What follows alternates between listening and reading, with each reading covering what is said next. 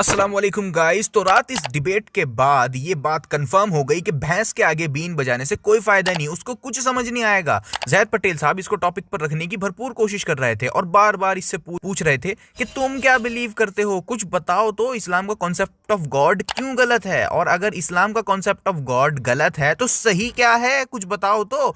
लेकिन भांग के रसगुल्ले खाकर आया समीर, उसको होश ही कहाँ था। और इवेंचुअली वो ये भी भूल गया कि वो अपनी तमाम वीडियोस में इस्लाम के अगेंस्ट आर्ग्यूमेंट्स रखता था और इस्लाम के कॉन्सेप्ट ऑफ गॉड को गलत बताता था। और समीर डिबेट में कहने लगा कि आप साबित करें इस्लाम का अल्लाह सही है, इस्लाम के अल्लाह को सही साबित करें, मुझे तो पता नहीं गॉड क्या है, मैं गॉड को डिफाइन नहीं कर सकता। अब मैंने ये तो अग्री कर लिया है कि बिल्कुल क्रिएटर है, और वो क्रिएटर कौन है इसी को साबित करने के ऊपर हमारी जद्दोजहद और हमारी डिबेट है। तो ये मेरे मोहतरम दोस्त के ऊपर बनता है कि वो ये साबित करें कि कॉन्सेप्ट ऑफ गॉड जो दिया है इस्लाम ने, वही एक्चुअली असल हकीकी खालिक कायनात है और उसी ने पूरी कायनात की क्रिएशन की है। तो यहाँ पर दूसरी चीज, अगर मिसाल के तौर पे कोई शख्स कहता है कि 2 और 2 4 गलत है, तो उसको बताना होगा कि क्या सही है, कि 2 और 2 5 सही है, 2 और 2 6 सही है, 2 और 2 7 सही है। उसको कुछ तो सामने रखना पड़ेगा, तो जाके बात साबित होती है कि हाँ 2 और 2 4 का ये बात गलत है क्योंकि ये चीज सही है। तो अगर आप ये मानते हैं कि इस्लाम का कंसेप्ट ऑफ गॉड गलत है, तो क्या सही है वो तो आपको सामने बताना पड़ेगा कि ये चीज सही है। जो भी, जैसे आइडल वर्शिप सही है, इस्लाम में आइडल वर्शिप मना है, अनेक गॉड सही है, अनेक गॉड मना है, और मैं जानता हूं। और बेचारे सनातनी वो ये सोच रहे थे कि समीर उर्फ सिद्धार्थ भैया उनके गॉड्स की करतूतों को डिफेंड करेंगे, लेकिन समीर भैया ने तो पल्ला ही झाड़ दिया इन सब किस्से कहानियों से, और सनातनी देखते के देखते रह गए। क्योंकि डिबेट इस्लामिक गॉड के ऊपर है और आपने मुझे ये साबित करना है कि जो इस्लामिक कॉन्सेप्ट है गॉड का वो बेहतर है और वही सच्चा है। तो यहाँ पर और चीजों के साथ तो तब कंपेयर किया जाएगा ना जब मैं उसको पेश कर रहा हूं। मैंने कोई पेश ही नहीं किया है, मैंने कहा है कि मैं कोई क्रिएटर में बिलीव करता हूं, बट वो क्रिएटर कैसा है मैं उसको बयान नहीं कर सकता, क्योंकि मैं नहीं समझता हूं बीइंग अ क्रिएशन कि मैं अपने क्रिएटर को बयान कर सकता हूं। क्या आपको खुद नहीं पता है? जैसे आपने कहा ना कि ये चीज हमें नहीं पता है, तो आप इस्लाम के कंसेप्ट ऑफ गॉड को गलत कैसे बोल सकते हैं जब आपको खुद ही नहीं पता है कि कंसेप्ट ऑफ गॉड क्या है? जैसे आप खुद बोल रहे हैं कि समझ नहीं सकते हैं, तो आप गलत कैसे बोल सकते हैं?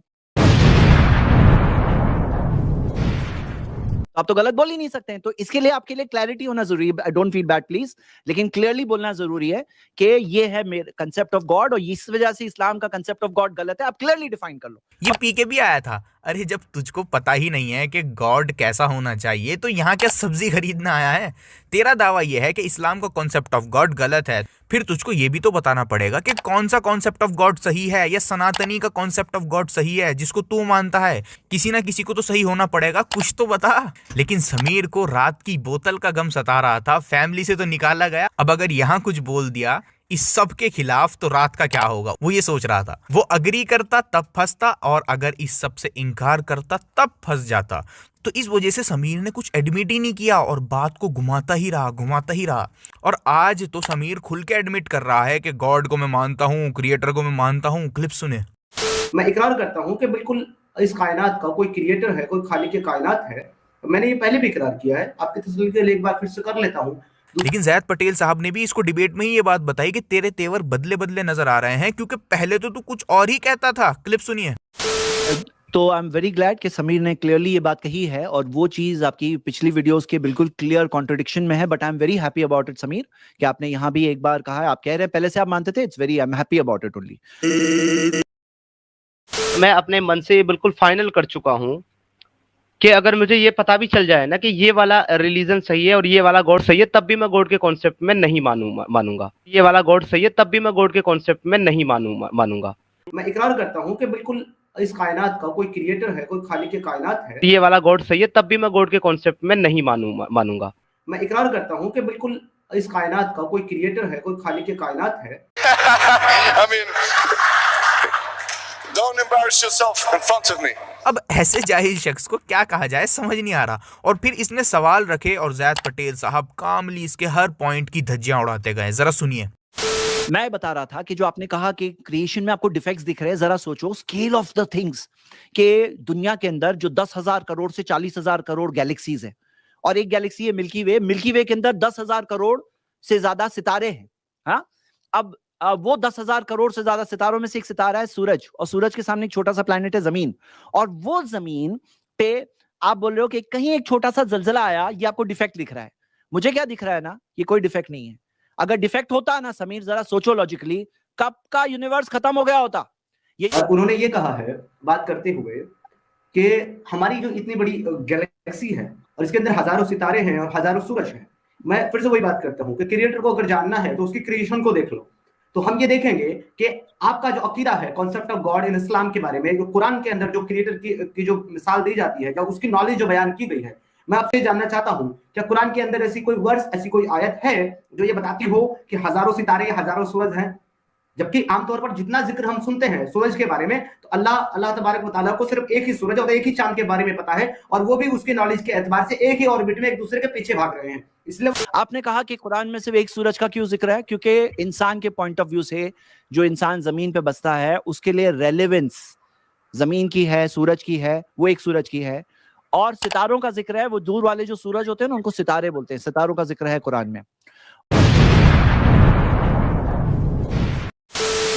अब इन्होंने बात करते हुए ये कहा है कि अल्लाह जो है वो बेनियाज है। तो मैं कहना चाहते हैं कि क्या अल्लाह वाकई हकीकत में बेनियाज है? तो चले देख लेते हैं। सूरा नंबर 47 सूरा मोहम्मद आयत नंबर 38 में जो अल्लाह बेनियाज है वो अपनी राह में खर्च करवाता है। इसके अलावा सूरा नंबर 37 सूरा सफात आयत नंबर 125 में वो कहता है कि अल्लाह को कर्ज दो। इसके अलावा अल्लाह जो बेनियाज है कुरान के अंदर वो कहता है सूरा नंबर 3 आले इमरान आयत नंबर 181, यहूदी ने जब तंज किया कि ये अल्लाह कैसा अल्लाह है जो कर्ज मांगता है, तो इसके बाद भी अल्लाह ने सूरा नंबर 5 अल माइदा वर्स नंबर 12 के अंदर ये कहा कि अल्लाह को तुम कर्ज देते रहो। ये जो बेनियाज खुदा है, ये सूरा नंबर 57 अल हदीद वर्स नंबर 11 और 18 में कहता है कि अल्लाह को कर्ज दो और हद से ज्यादा तुमको लौटाएगा। सूरा नंबर 64 अल तगवान वर्स नंबर 17 में कहता है अल्लाह को क्रेडिट दो। ये बेनियाज अल्लाह सूरा नंबर 73 अल मुजम्मल वर्स नंबर 20 ये फिर से क्रेडिट मांगता हुआ नजर आता है। अब जो आपने खर्च करने के ताल्लुक से सारी आयतें बताई, बहुत इजी आंसर है समीर। जिंदगी एग्जाम है, कुरान में बार बार ये दिया हुआ है मिम्मा रज़क़नाहुम युनफिकून, जो हमने उन्हें रिस्क के तौर पे दिया है उसमें से खर्च करते हैं। जो रिस्क के तौर पे ऊपर वाले ने हमें दिया है वो उसमें से खर्च करते हैं। और जो खर्च करना है ये इसे कर्ज क्यों कहा गया मालूम है? क्यों? क्योंकि ये जो खर्च कर रहे हैं ना ये हमें वापस मिलने वाला है, मल्टीप्लाई होकर लाइफ आफ्टर डेथ में। अगर लाइफ आफ्टर डेथ नहीं है तो बात सही है आपकी कि भाई खर्च कर रहे हैं, क्या है ये बात सही है आपकी। लेकिन यहां खर्च करना, ऊपर वाले ने इंसान को अश्योरेंस दिया है, ये जो तुम खर्च कर रहे हो ना ये कर्ज है तुम्हारा, ये उसकी जनरोसिटी है, उसकी जनरोसिटी है कि जो तुम दे रहे हो तुम्हें उसका मल्टीप्लाई करके वापस देगा कर्ज के तौर पर। हाँ, कितनी ब्यूटीफुल बात है। और आपको ये ऐब लग रहा है कि उसने कहा है। और इन तंसुरुल्लाह से आप देख सकते हैं, देखिए कुरान समझने का एक उसूल याद रखिएगा, ये बात कई बार आने वाली है शायद इस डिबेट में, कि कुरान समझने के लिए अल्लाह ताला ने सिर्फ कुरान नहीं भेजा, एक पोस्टमैन जैसा आके लेटर देके आता है, ऐसे नहीं आया कुरान। कुरान के साथ में एक एक्सप्लेनर ऑफ द कुरान भी आया।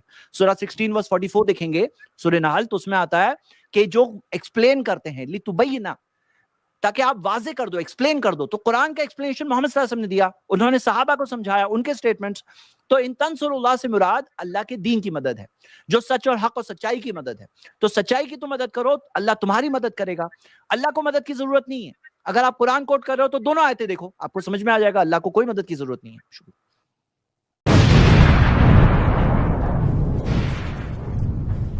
और फिर समीर ने एक के बाद एक आयतें कोट करी और कहा कि अल्लाह सबको हिदायत दे सकता है, तो वो ऐसा क्यों नहीं करता, इसमें अल्लाह की ही कमी है और मिस्टेक है। हालांकि उसको ये बात नहीं पता कि अगर टीचर चाहे तो सब बच्चों को पास कर दे, टीचर चाहे तो सबको पास कर दे, लेकिन फिर एग्जाम किस बात का, एग्जाम किस बात का रह गया? अगर टीचर चाहे सब बच्चों को पास कर दे तो फिर वो एग्जाम ही किस बात का रह गया?